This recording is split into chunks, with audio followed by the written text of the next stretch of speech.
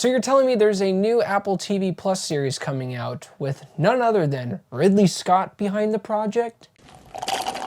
Now you have my attention.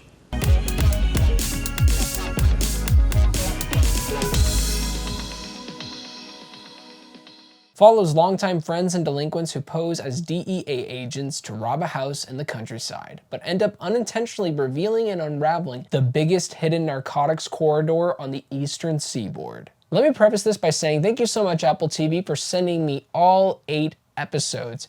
And I want to let you guys know that I actually saw this back in January, in the middle of January, so I pretty much got to see this almost 2 months before the release. That means there's going to be some things that I will potentially critique on a visual and editing sense that could be fixed by the time it is out to the public, out to you guys. So just be aware of that. Now, yes, Ridley Scott is an executive producer on the series, and he directed 1 episode, which is a big draw, but the real creative force behind Dope Thief is Peter Craig. If his name sounds familiar, it's because he's written these following projects: The Town, The Batman, Top Gun Maverick, Bad Boys for Life, and did the story for Gladiator 2. Peter Craig knows how to bring grit and realism to his stories, and Dope Thief is no exception. He does a great job of layering this show with a dark edge that feels grounded in the streets. For a show like this, the characters need to feel lived in, and that's exactly what happens with the great acting from Tyree Henry and Wagner Moura. Their chemistry is undeniable, and you can tell these 2 characters, Ray and Manny, have been through the ringer together. They're in this life for each other, and also the benefits that it comes with when you are being a horrible person stealing from other people. I mean,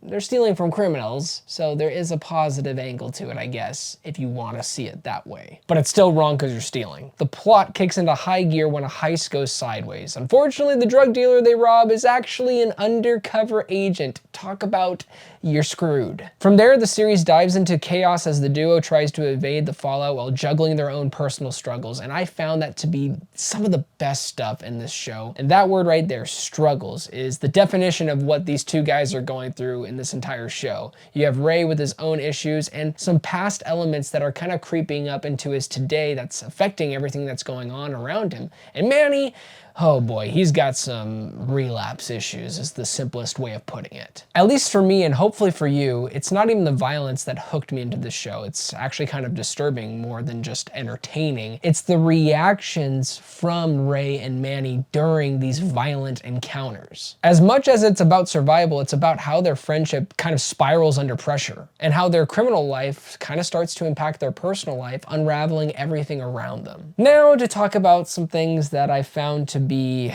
kind of disheartening for a show that has Ridley Scott behind it and Peter Craig. As I said before, I got these episodes about a month and a half, 2 months before the release, so these could look totally different in the final edits when it's released to you guys. But as of right now, I can only judge for what I am seeing and how they utilize the past sequences with the character of Ray, Tyree Henry's character.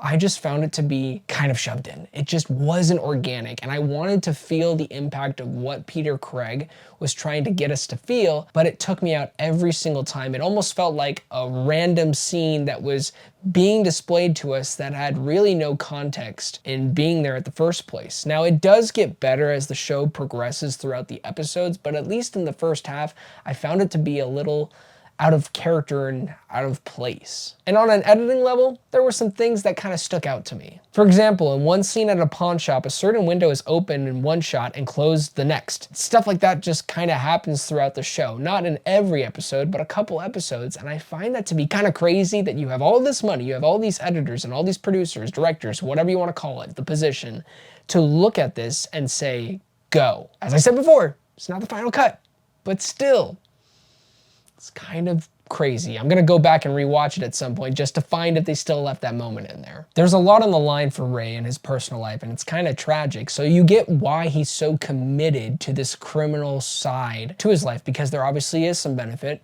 money, and him helping his own mother. That's a whole complicated situation. It's technically not his mother, but we're gonna call her mother for right now. And you have his own friend who's a part of this, but he has his own things. He's trying to kind of grow in his relationship with this girl. So all of this is on Ray's shoulders. It's a great character study, but at times the show struggles to fully explore his emotional depths, where we will be in the middle of a scene and there'll be an ounce of emotion that'll be piercing through the, not silver screen, TV screen, or your tablet, phone, wherever you're watching it, cuts away. And it doesn't feel justified with the little amount of time that we get to feel in that moment, that they just pull the rug right under us. It's a strong character study, but at times the show struggles to fully explore his emotional depths. Where Dope Thief falters most is in its familiarity. Paracriminals getting over their heads, something goes wrong, cops and gangsters are surrounding them, they start to go back to their old habits. Where will this plot go? If you've seen crime shows, you know exactly where this show is probably gonna end up. The emotional ties between Ray and his father, or the haunting presence of a lost relationship, feel undercooked. These elements do come up in every episode, but we don't have time to just sit with Ray and feel the weight of these emotional connections. To wrap it up, Dope Thief isn't groundbreaking or one of the best crime shows of all time, but it's entertaining. The performances, particularly from Tyree and Wagner Moura, make it worth checking out. The editing could use some fine tuning, and the plot isn't gonna reinvent the wheel, but the gritty action and the central friendship keep it engaging. If you're into dark crime dramas, give this one a shot. Thank you guys so much for watching this review. It really means a lot. Please don't forget to like and subscribe, but most importantly, do not forget to be blessed.